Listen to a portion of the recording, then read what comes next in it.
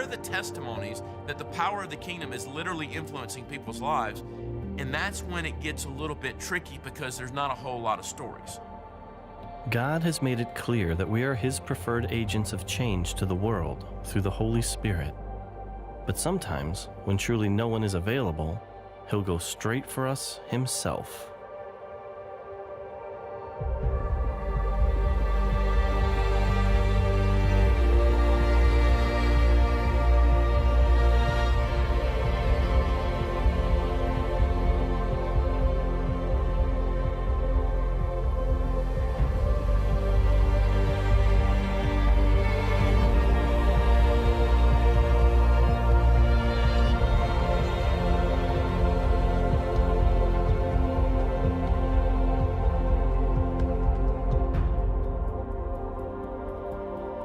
This is Ali, and he met Jesus while hanging out at Mecca.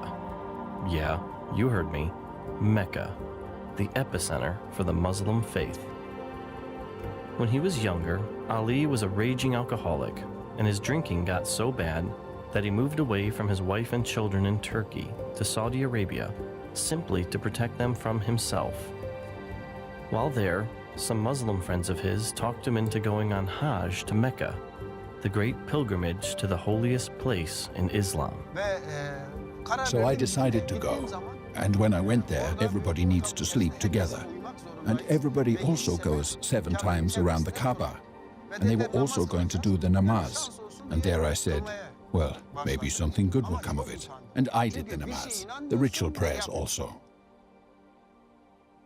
But I was very ashamed because I didn't believe in it, and yet I was still doing it. So everybody that night sleeps around the Kaaba. So I slept there. And then in the night, I had this dream, and in the dream, Jesus came. First, he touched my forehead with his hand, and he said, "You have been saved. You have been saved." Then he opened his hand and placed it on my chest, and he said, "You belong to me."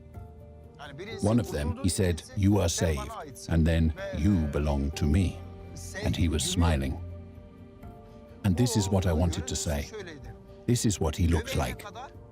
From his waist up, he was naked and shining pure white. He had a beard, like in the pictures, but a little bit longer. His hair and his beard, it was as if every hair was electrified light, shining from every hair. That's how handsome he was. And when he smiled, his teeth were shining white. And I was amazed at the way he stood there. And the lower part of him was like a cloud of melted iron. And in that cloud, he was taken up. And then a voice from here started to talk.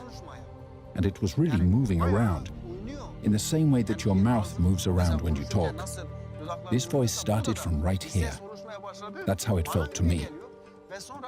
So I woke up my friend, and I said to my friend, "Hey, look, do you hear that voice?" He said, "No." I said, "But I've had this dream. I saw Jesus." He said, "You ate too much food last night. You've gotten sick. Go back to sleep.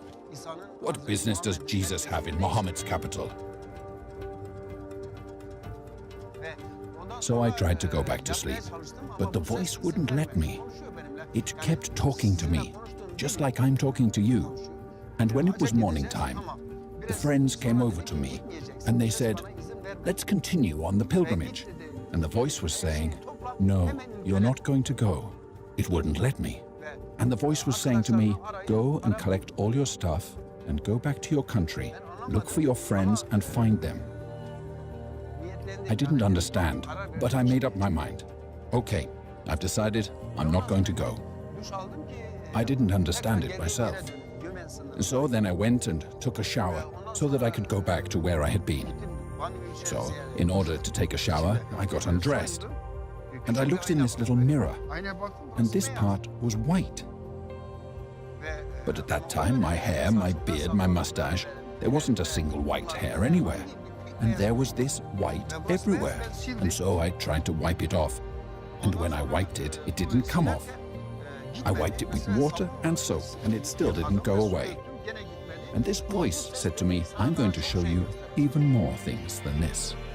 And then, since I knew it was Jesus, right there in the bathroom, I got down on my knees, because the only thing I knew to worship was to go down on my knees. So I got on my knees, and I said, yes, Jesus, whatever you say, I'm gonna do it. It's been years since this encounter, and his hair is beginning to gray, but to this day, his chest hair is still white where Jesus touched him in his dream.